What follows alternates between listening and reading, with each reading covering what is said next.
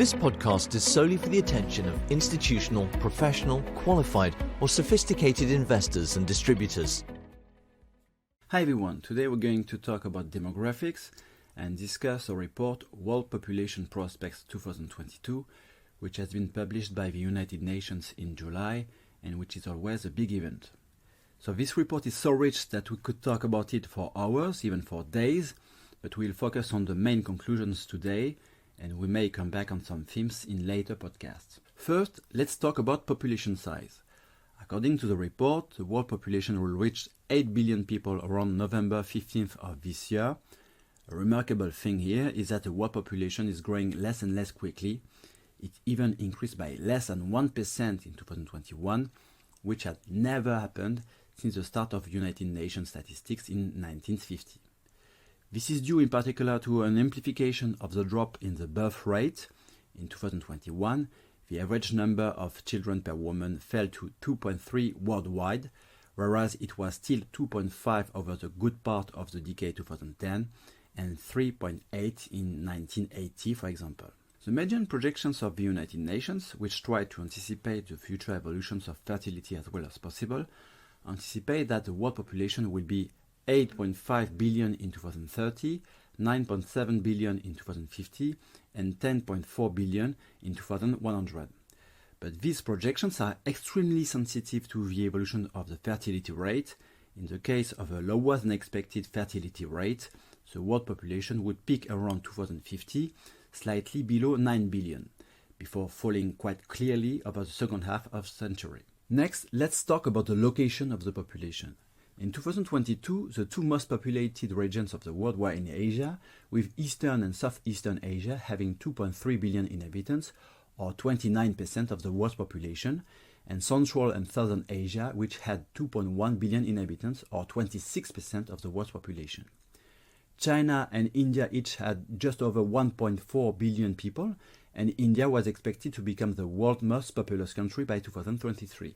According to United Nations projections, more than half of the increase in the world population by 2050 would be concentrated in only 8 countries: the Democratic Republic of the Congo, Egypt, Ethiopia, India, Nigeria, Pakistan, the Philippines, and Tanzania. Nigeria would thus be the third most populous country in the world in 2050, tied with the US at around 375 million inhabitants. Europe's population would stagnate between now and 2050. A notable fact here is that the world's poorest countries are among the fastest growing in population, which will pose a number of challenges. The report also insists on the aging of the world population. The share of the world population above 60 is expected to increase from just under 10% in 2022 to over 16% in 2050, with very big differences between continents. In Europe and North America, nearly 27% of the population will be above 60 in 2050, compared to less than 5% in Africa. An impressive figure, in 2050, the number of people above 60 in the world should be roughly equivalent to the number of people under 12. The report also insists on the depopulation of a certain number of countries. Indeed, the population of 61 countries should fall by at least 1% by 2050, either because of a low birth rate or because of a high rate of emigration. The report also highlights the importance of international migration. For each country, net immigration has contributed to a population increase of 80 million between 2000 and 2020, which is more than the natural balance, that is to say, the difference between births and deaths, which only contributed to the increase in the population for 66 million individuals. Over the coming decades, net immigration will be the only contributor to population change in rich countries, because the natural balance will become negative, which means more deaths than births. Finally, the report underlines a drop in life expectancy at birth worldwide in 2021 for the second year in a row, mainly due to the COVID epidemic. By the way, global life expectancy at birth is now 71 years.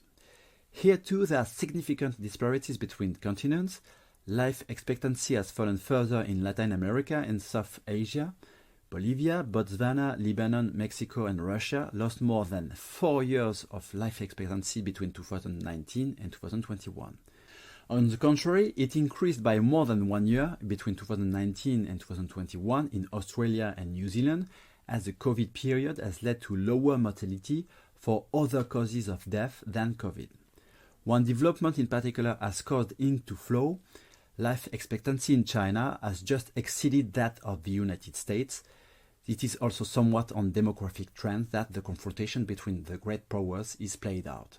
Thank you for listening and talk to you soon.